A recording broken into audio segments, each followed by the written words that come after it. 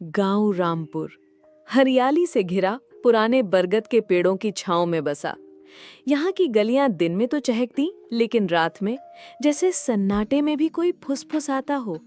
और इसी गांव में पीढ़ियों से एक मान्यता जड़ें जमाए बैठी थी कि रात में बरगद के पेड़ के नीचे मत जाना, वहां आत्माएं घूमती हैं। गांव के हर बच्चे ने ये बात 1000 बार सुनी थी। और दीपक 17 साल का, तेज तर्रार, पढ़ाई में अच्छा, लेकिन अंदर कहीं इस मान्यता से डरता था। हल्की सरसराहट की आवाज।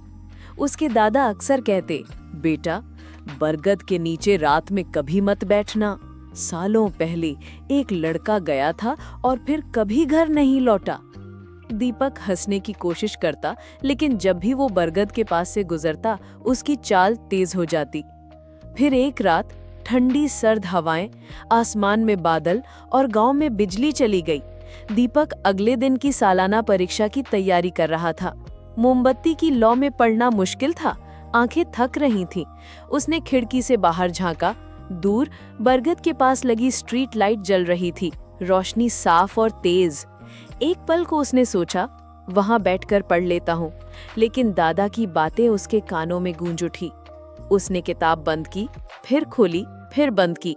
मन के अंदर दो आवाजें लड़ रही थी, जाओ पढ़ाई जरूरी है, मत जाओ वहां भूत हैं। आखिर उसने हिम्मत की, किताब, पेन और टॉर्च उठाई और बरगद की तरफ चल पड़ा। पत्तों की सरसराहट और दूर से कुत्ते के भौंकने की आवाज। रात का सन्नाटा, ठंडी हवा, बरगद की लंबी टेढ़ी मेढ़ी शाखाएं और स्ट्रीट लाइट की पीली रोशनी में फैलती छायाएं, जैसे कोई खड़ा हो, देख रहा हो। दीपक ने डरते डरते जमीन पर किताब रखी और पढ़ना शुरू किया। पन्ने पलटते हुए उसके कान हर आवाज पर चौकस थे। अचानक कराहने की आवाज, पानी। उसका दिल धक धक करने लगा। उसकी सांसें तेज, दादा की बातें दिमाग में घूमने लगीं। बरगद के नीचे कुछ अच्छा नहीं होता, लेकिन डर पर काबू पाकर उसने टॉर्च चलाई।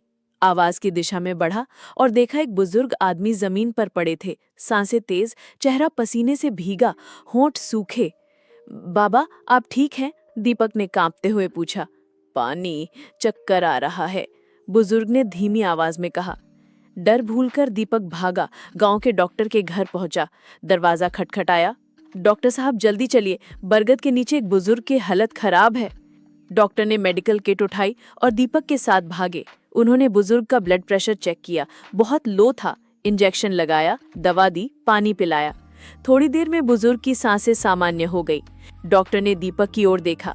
बेटा अगर तुम डरकर भाग जाते तो इनकी जान नहीं बच पाती। दीपक ने झिझकते हुए पूछा, लेकिन डॉक्टर साहब दादा तो कहते थे कि रात में बरगद के नीचे भूत रहते हैं। डॉक्टर हल्के से मुस्कुराए। बेटा ये मान्यता उस जमाने की है जब लोग रात में पेड़ के नीचे ठंड, मच्छरों और बीमारी से बीमार पड़ जाते थे और इलाज न होने के कारण मर जाते थे। तब लोगों ने डरावनी कहानियां बनाई ताकि कोई वहां रात में न ठहरे। आज हमारे पास बिजली है, दवा है, इलाज है। अब डर की जगह सच अपनाना चाहिए। अगले दिन चौपाल में दीपक ने ये पूरी घटना सबको सुनाई। पहले तो लोग चुप रहे, फिर एक एक करके बोले, हमने कभी ऐसे नहीं सोचा था।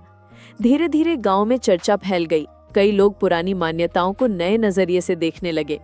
दादा ने भी दीपक को गले लगाकर कहा, बेटा तुमने डर को हरा दिया और सच्चाई को अपनाया। क्योंकि अंधविश्वास पीढ़ियों तक टिक सकता है, लेकिन एक सच उसे पल भर में तोड़ सकता है।